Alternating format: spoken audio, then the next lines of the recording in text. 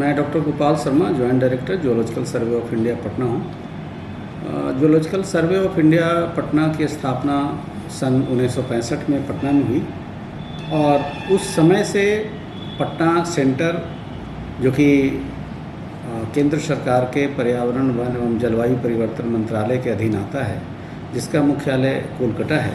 पटना का जो सेंटर है, केंद्र है, वह एक क्षेत्रीय कार्यालय है जिसके अंतर्गत 2 स्टेट आते हैं, एक बिहार और दूसरा झारखंड। इस केंद्र का मुख्य रूप से जो कार्य है वह यह है कि वन्य जीवों का सेंसस करना, उसको आइडेंटिफाई करना, उसको कलेक्शन करना और उसका आइडेंटिफिकेशन करके एनुअल या बाई एनुअल रिपोर्ट तैयार करते हैं और हम लोग मंत्रालय को उसको रिपोर्ट भेजते हैं। इस केंद्र में कई तरह के वैज्ञानिक काम करते हैं, अलग अलग जीवों पर अध्ययन करते हैं और अलग अलग देश के कोने से वैज्ञानिक यहाँ आते हैं। उनका 2 साल, 4 साल, 6 साल, 8 साल जो जिस तरह के वैज्ञानिक होते हैं वो यहाँ रहते हैं और उनका कार्यकाल 3 से 7 साल का होता है।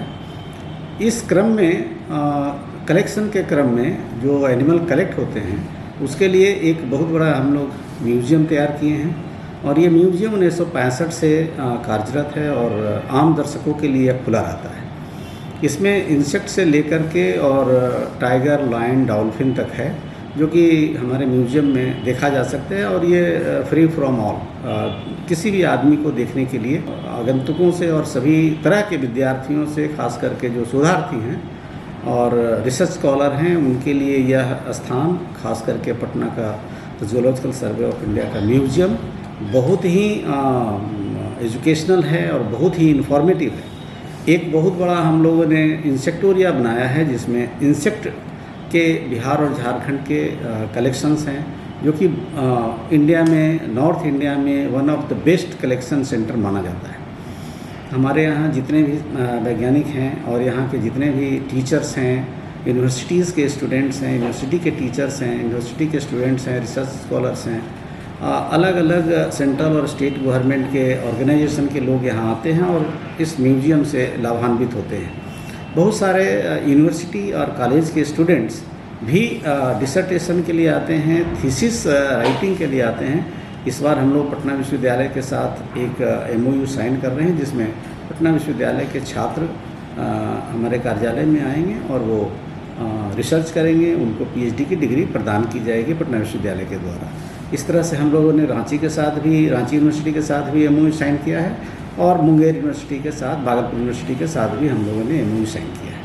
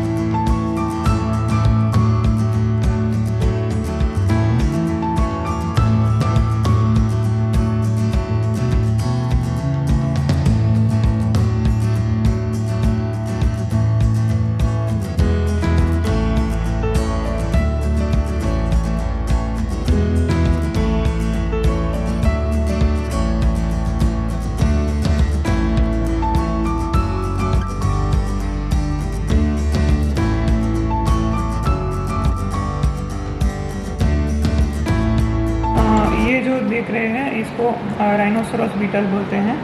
अगर आप पास से देखते हैं तो ये सेम राइनोसोरस जैसा दिखता है, तो इसी वजह से इसको राइनोसोरस बीटल बोला जाता है।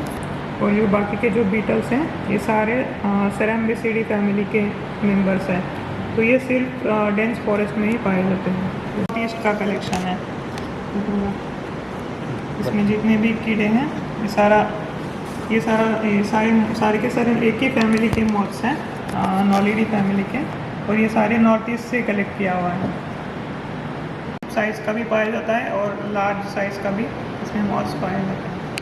अच्छा, तो ये जो आप देख रहे हैं कीड़ा, तो ये आपको अगर देखने में लगता होगा कि ये ड्रैगन फ्लाई है, तो ये अब आप गलत होंगे। तो ये ड्रैगन फ्लाई नहीं है, इसको न्यूरोप्टेरा बोलते हैं, इसको एंट लायन बोलते हैं।